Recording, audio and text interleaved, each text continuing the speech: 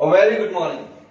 I am Vipin Sharma, PGT Economics, again welcoming you all in BBVN online classes. Up to now, we have covered so many things like definition, meaning, branches, and types of economies.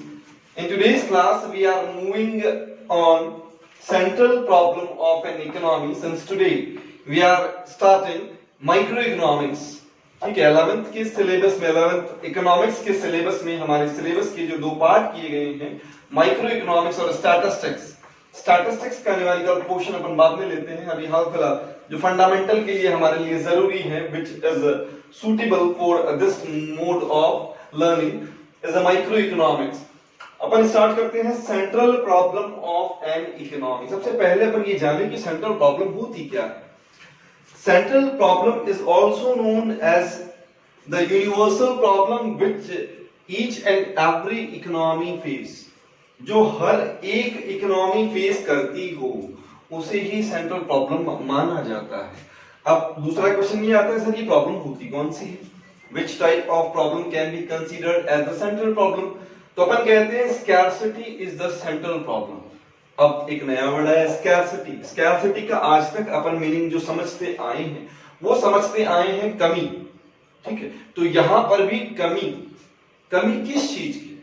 Scarcity किस चीज की? तो इसका सीधा सा मतलब हमारी economics में होता है where available resources shortfalls than that of their demand. यानी कि अगर डिमांड के कंपैरिजन में अवेलेबल रिसोर्सेज कहीं पर भी कम पड़ते हो, थोड़े होते हो, तो उसे स्कैर्सिटी कहा जाएगा।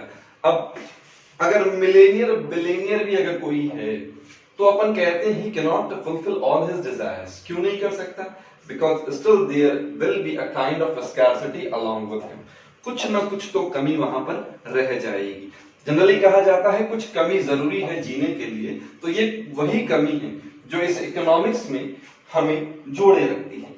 अब अपन कहते हैं कि सेंट्रल प्रॉब्लम्स हमें जो पढ़नी है, there are three main problems. Allocation of resource, और रिसोर्स को बांटा कैसे जाए, एफिशिएंट यूज और fuller utilisation of resources, and the last one is economic development और ग्रोथ ऑफ रिसोर्सेज। इन दोनों प्रॉब्लम्स के बारे में अपन अभी डिस्कशन नहीं करेंगे because they are not as per the curriculum of CBSE class 11। हमारे क्लास 11 के सिलेबस में ये चीजें नहीं आती, इसलिए इनके बारे में अपन अपना डिस्कशन भी नहीं करेंगे।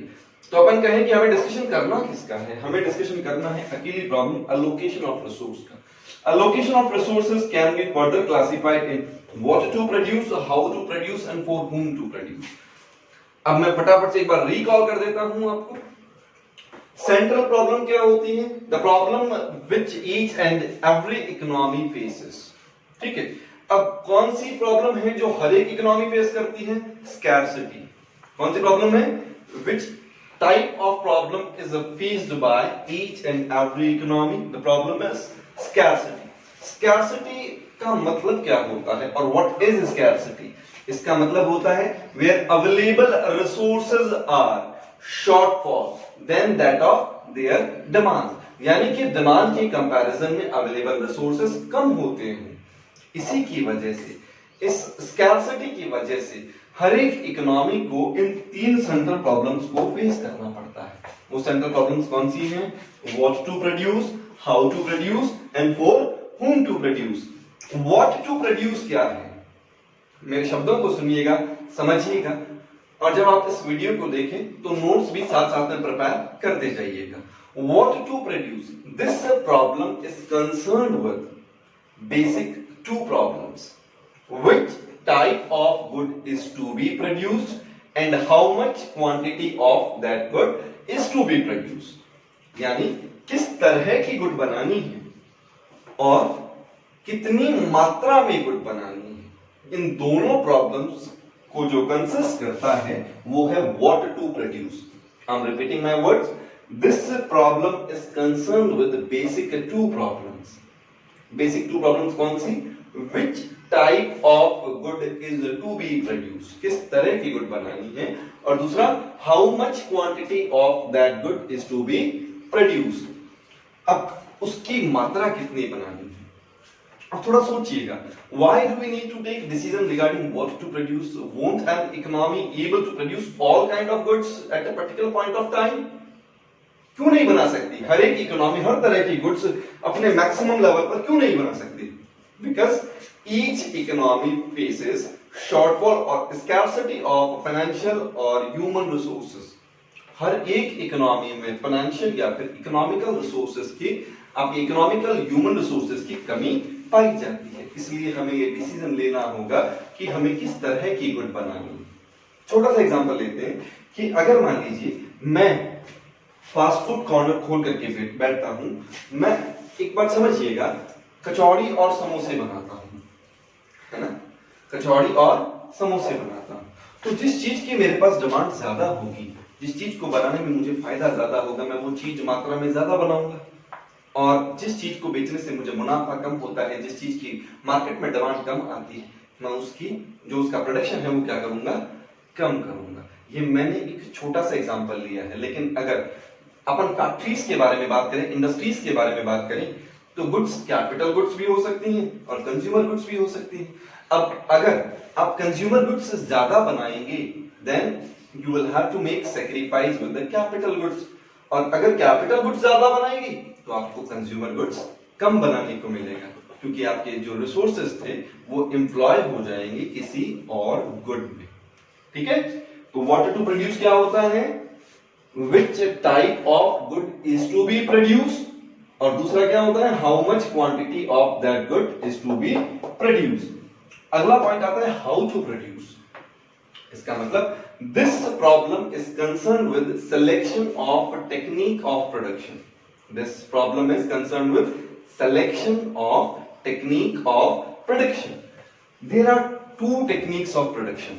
First one is labor intensive technique and second one is capital intensive technique. Now what is the meaning of labor intensive and capital intensive? Labor intensive stands for where more of labor is employed in place of machineries. अगर machineries की comparison में labour ज्यादा काम में ली जाए तो उसे labour intensive technique कहा जाता है। तो लेबर इंटेंसिव टेक्निक कहां काम में ली जाएगी, in those economies where labour is more, जहां पर लेबर ज्यादा हो, यानी कि सीधा सीधा मैं कह दूं, in labour surplus economies, in labor surplus economies labor intensive technique will be used। लेकिन अगर कैपिटल इंटेंसिव टेक्निक के बारे में बात की जाए तो ये क्या होगी, capital intensive technique refers to use more of machineries in place of labour, यानी कि लेबर के कंपैरिजन में मशीनरीज का यूज ज्यादा करना ही क्या कहलाएगा, कैपिटल इंटेंसिव टेक्निक कहलाएगा। जनरली जो भी आपके कैपिटलिस्टिक इकोनॉमीज हैं, डेवलप्ड कंट्रीज हैं, उन कंट्रीज में आपको मशीनरीज का यूज ज्यादा मिलेगा। इसका कारण भी है, उसका कारण ये है, जहां लेबर सरप्लस इकोनॉमी होगी, they must be looking for the labour welfare, this is why they need to create more of employment opportunities. जब एम्प्लॉयमेंट अपॉर्चुनिटीज ज्यादा प्रोवाइड करनी है, then they will have to opt labor intensive technique.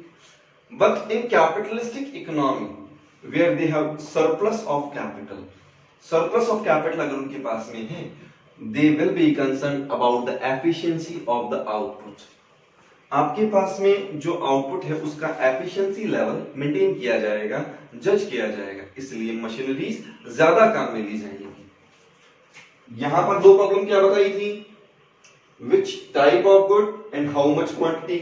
यहां दो techniques कौन सी बताई, labour intensive technique and capital intensive, and last one for whom to produce, किसके लिए प्रोडक्शन किया जाए।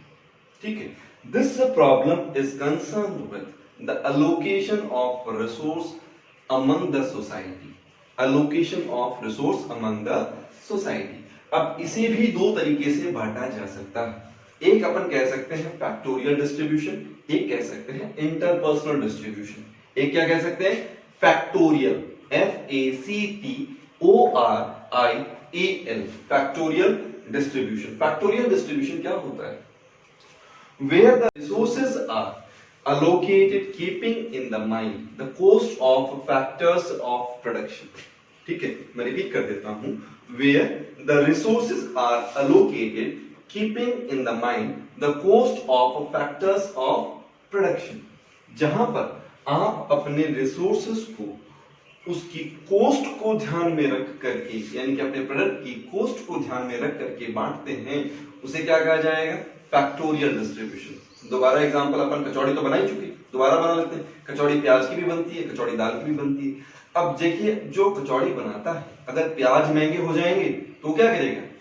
दाल की कचौड़ी ज्यादा बना लेगा, और अगर प्याज सस्ते हो जाएंगे तो प्याज की कचौड़ी ज्यादा बना लेगा। इसका मतलब ये इकोनॉमिक्स तो एक गली में ठेले पर कचौड़ी बेचने वाला भी लगा सकता है, यानी कि ये तो प्रैक्टिकल नॉलेज है सारा का सारा, जो किताबों में कहीं भी रिलेट नहीं किया जाता। तो इंडस्ट्रीज में भी तो ये किया जाएगा, जिस चीज का रॉ मटेरियल महंगा हो जाएगा उसका प्रोडक्शन कम कर देंगे, क्योंकि प्रॉफिट मार्जिन कम हो गया। और जिस चीज की कॉस्ट कम हो जाती है वहां पर प्रॉफिट मार्जिन बढ़ जाता है, तो उसका प्रोडक्शन ज्यादा किया जाता है। अगला आता है इंटरपर्सनल डिस्ट्रीब्यूशन। सेकंड क्या आता है? Interpersonal distribution. इंटरपर्सनल डिस्ट्रीब्यूशन का मतलब where the resources are allocated keeping in the mind the income level of the society. Income level of society, यानी कि आप अपना जो प्रोडक्शन करने जा रहे हैं वो सोसाइटी के इनकम लेवल को ध्यान में रख करके करते हैं। जैसे समझिएगा, अब यहां पर एक वर्ड मैं काम में लेता हूं, निच मार्केटिंग। निच मार्केटिंग का मतलब होता है टारगेट मार्केटिंग। टारगेट मार्केटिंग का मतलब to whom you are going to sell your product. ये बीएससी की टर्म है, वर्ड बताया निच मार्केटिंग। निच मार्केटिंग का मतलब टारगेट मार्केटिंग। टारगेट मार्केटिंग का मतलब आप अपने गुड्स किसे बेचने जा रहे हैं। अब जिस सोसाइटी में आप अपने गुड्स बेचेंगे, या तो आप उसे इनकम लेवल पर डिफाइन कर दें या डिवाइड कर दें। इनकम लेवल पर मिडिल क्लास, आपकी पुअर क्लास या रिचर लेवल। अगर मान लीजिए आप किसी एक पोश कॉलोनी में फूड कोर्ट खोलना चाहते हैं, जहां पर आप ये चाहते हैं कि भैया जो रिच पीपल हैं आप उनको अट्रैक्ट करना चाहते हैं, तो क्या वहां पर ढाबा खोला जाए? नहीं ना। क्यों? क्योंकि वो उनके प्रेस्टीज के हिसाब से सूट नहीं करेगा। तो उनको अगर अट्रैक्ट करना है, अगर उनको इनवाइट करना है, चाहते हैं आप कि वो लोग आपके फूड कोर्ट पर आए, तो वहां पर आपको उनको होटल या फिर रेस्टोरेंट खोल करके देना होगा। यानी कि आप वहां पर ढाबा नहीं खोल सकते, सिंपल। लेकिन अगर वहीं पर अपन कहें कि अपन मिडिल क्लास या पुअर क्लास को अट्रैक्ट करना चाहते हैं, तो वहां 5 स्टार खोलोगे? 5 स्टार भी नहीं खुलेगा। वहां पर क्या करना पड़ेगा? वहां इजी अफोर्डेबल प्राइस पर गुड्स को ऑफर करने वाला क्वालिटी फूड आप उनको देंगे, जिससे कि वो लोग आपके पास आ सके। तो सोसाइटी के इनकम लेवल को ध्यान में रख करके भी आप गुड्स को बांट सकते हैं। साथ साथ में यहाँ पर एक फैक्टर और भी आ सकता है कि आप उसको डेमोग्राफिकल भी कर सकते हैं, यानी कि एज फैक्टर भी कंसीडर कर सकते हैं। एज फैक्टर कैसे कर सकते हैं? जैसे मानिए कि कोई एक पर्टिकुलर एरिया है जहां पर बहुत सारी कॉलेजेस हैं, ठीक है, उस कॉलेजेस में यूथ बहुत ज्यादा पढ़ते हैं। अब आपके लिए तो मार्केट में वो यूथ ही हैं जो आपकी डिमांड क्रिएट करेंगे। अब अगर आप उन्हें अट्रैक्ट करना चाहते हैं, तो क्या आप वहां पर एलोवेरा जूस बेचेंगे कि भैया आ जाओ एलोवेरा जूस पीजिए? आएंगे वो बच्चे आपके पास में? नहीं। उन्हें इंस्टेंट फूड चाहिए, उन्हें फास्ट फूड चाहिए, तो वहां पर आप उन्हें फास्ट फूड बना करके बेचेंगे।